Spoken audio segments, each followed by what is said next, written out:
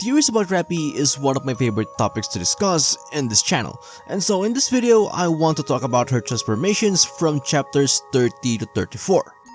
But first, let's differentiate her chapter 30 transformations from her previous ones. Because Rapi's transformations from chapters 30 to 34 are different from the secret body, or the transformations she did in chapters 13 and 24. Yes, both transformations turn Rapi's hair into red, but there's a difference. Because in chapter 26, Ingrid explained that Rapi and Red Hood share the same body, or as she put it, it was as if their bodies were compressed into one. Because of this, Rapi's body weighs double the normal and she has two cores inside her body. Normally, Red Hood simply remains inactive inside Rapi, but when needed, Rapi can activate Red Hood's core, which then awakens Red Hood's body. So when activated, Rapi and Red Hood enter a state where both of their bodies are active at the same time, fighting for control. Once fully active, Rapi's hair turns red and Red Hood's scarf materializes around her neck. And of course, since both of their bodies are active at the same time, their cores repel each other, which is a reaction that generates energy that's beyond our comprehension. And this power is what enabled Rapi to solo this trio in chapter 24. However, Ingrid also confirmed it at the end of chapter 26 that Red Hood's body is no longer inside Rapi. Red Hood is completely gone. This is different from how it's been in the past. Before, even if Red Hood disappeared after the injection, she would reappear once Rapi's body was reconstructed. But now, she's not reappearing. We believe she may be gone for good. So all of Rapi's transformation after this chapter can't be the secret body. After all, there's no longer a body for her to activate. This actually explains why Behemoth was able to overpower transform Rapi in chapter 32, and it's because the absence of Red Hood's body also meant that there's no more dual core reaction. So at best, Rapi simply transformed into a version of Red Hood without the Wolf's Bane. And I don't know if you've noticed this, but Rapi never says the activation command during her transformations from chapter 30 to 34. Stay back. Unlike in chapter 13 and 24, where those are very important scenes. Inputting liberation code. Operating level increasing to limit of sub-generator. Secret body. Activate! Recognition complete. Codename Red Hood. Fully active. Now, we know that all that's left of Red Hood inside Rapi, or at least what we assume is left of her, is the unknown energy source inside Rapi's core, which the commander suggested could be a memory. Now, it was never explained what he meant by this, but it might explain why even though Red Hood is no longer inside her, Rapi has access to some of Red Hood's memories, as shown in chapter 30 when she reacted strongly after seeing Cinderella inside the coffin. So I think that it's safe to assume that these memories are part of the reason for Rapi's transformations after losing Red Hood's body, as well as her full evolution in chapter 34. After all, these memories are the fragments of Red Hood that's left inside her. But of course, this is not the only reason. Because in chapter 34, we were introduced to the second ability of the Vapouse, which is of course, evolution.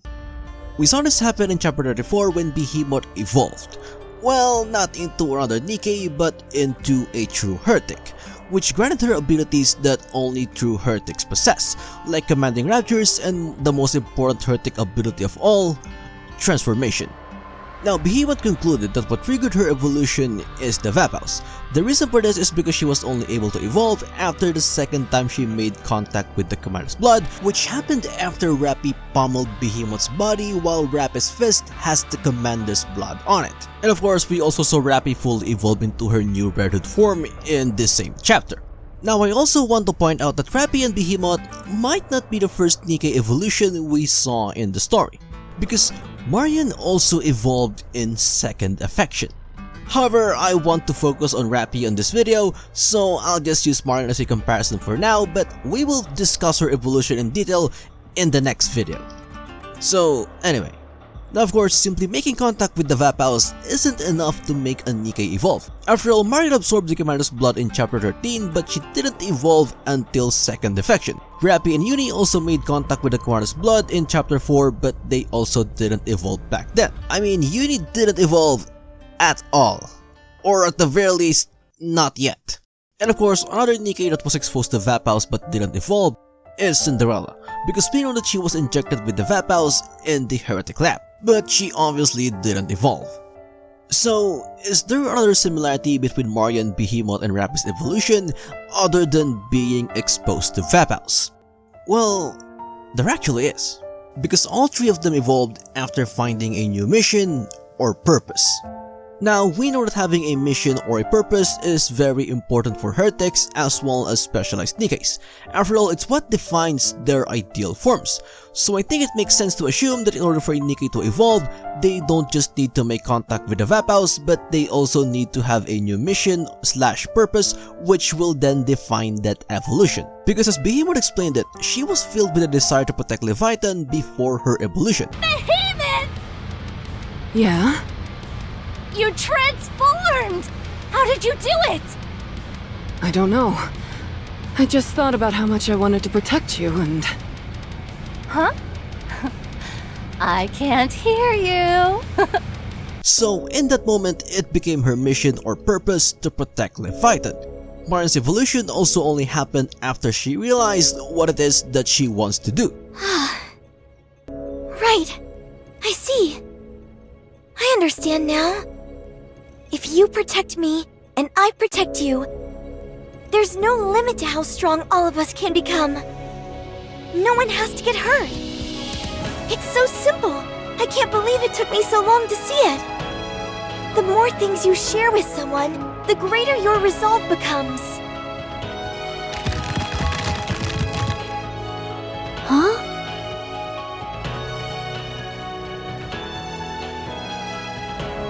Your Highness! No, this isn't what you think it is.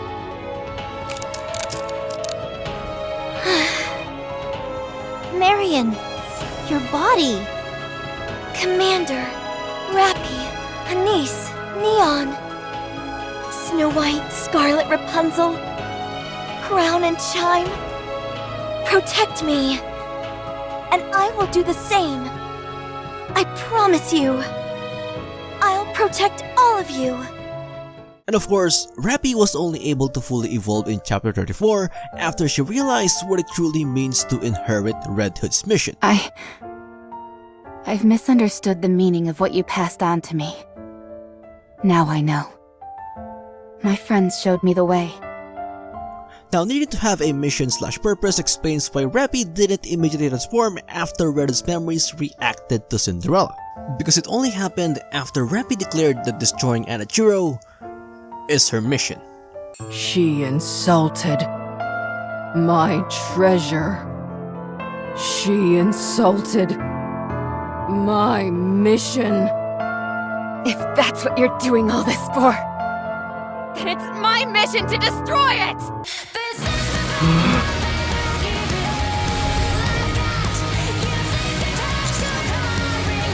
Playtime is over! So in that moment, destroying Anachuro became her mission. However, she wasn't able to fully evolve in this scene, and it's most likely because Rapi was simply being influenced by Red's memories in this moment. And Rapi herself doesn't really have any reason why she would make destroying Anachuro into her life's purpose. Now, there's one more similarity between Marian and Rapi that I can't confirm if it's also the case with Behemoth, but I can make a case for it. Because before the revolution, both Marian and Rapi are Nikkes without a purpose.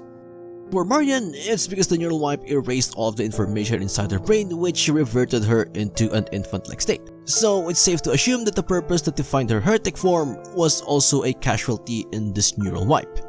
As for Rapi, It's exactly as the commander said. There's nothing left for me. No, I never had anything to begin with. So it's more accurate to say things haven't changed. I never had a purpose. No goal, no mission, no dreams. Nothing. Then, by sheer luck, I met a hero called Red Hood. I wanted to become like her. I saw how her life came to an end. I believed it was my duty to carry on her legacy. I thought it was something like destiny. But it wasn't. I couldn't become Red Hood. I was just a pale imitation. I had none of her skills. And I certainly had no virtuous mission.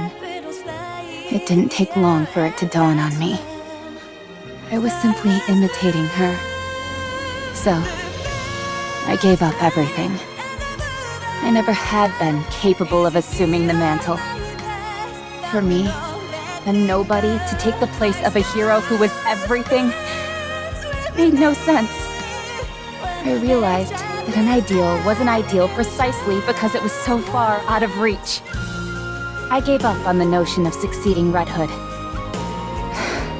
Yes, Rapi gave up on her mission, and so she became a Nikke who doesn't have a purpose.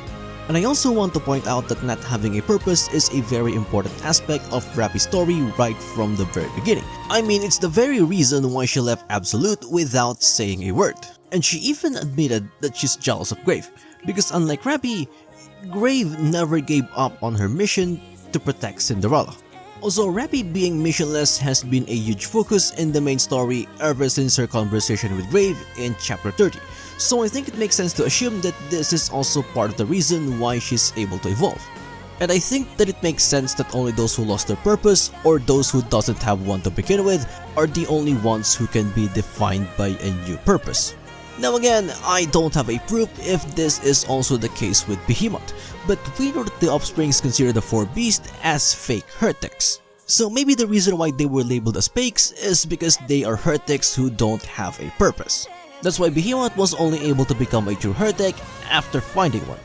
Now, I know that there's going to be people who will point out that Behemoth and Rapi's evolution are different, because Behemoth evolved into a true heretic while Rapi evolved into Red Hood, and I think the answer goes back to their ideal selves, because Behemoth and the rest of the four beasts are considered as fake heretics. So I think it makes sense that her ideal self is her becoming a true heretic. Meanwhile, Red Hood has always been Rapi's ideal self. She always wanted to become someone like Red Hood. I mean, even after accepting the fact that she can't become Red Hood, she still says that she wants to become Red Hood. And so, I think it makes perfect sense that her ideal form is Red Hood. Now, if you think about it, Nikke evolution might also be the reason why Rapi was able to evolve from being a mass-produced Nikke into a specialized model. Because we know that the reason why Rapi lost her nymph is because she made contact with the Vapows in the past. Now, she doesn't remember when this exactly happened, but if she made contact with the Vapows while she's still a mass-produced Nikke, then this might explain how she's able to evolve. I mean, before meeting Red Hood, Rapi was also described as someone who has nothing. So mass-produced Rapi also fits the possible requirement of not having a purpose. And we also know what purpose might have triggered that evolution because it happened during the time when Rapi still believed that she can become Red Hood.